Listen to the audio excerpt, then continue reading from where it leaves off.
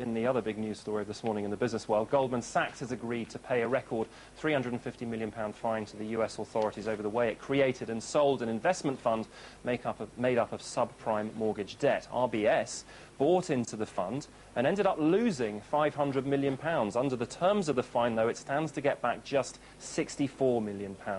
One bonus, though, amazingly, it didn't even know it stood to get anything back. Well, Chris Roebuck is a visiting professor at Cass Business School. Chris, thank you very much for joining us.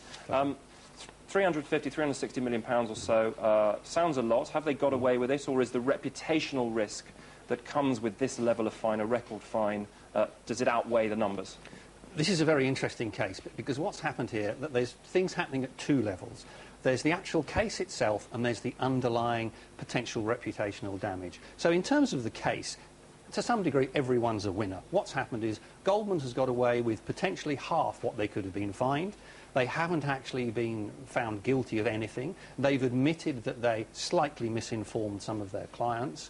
RBS has got money back it didn't even expect to get back. The SEC's got $300 million into its coffers. And in that sense, it's quite good. But in long-term analysis, if you look at what's happened, one of the leading Wall Street investment banks has been effectively hauled to the door of the courthouse and to some degree punished for not being completely open.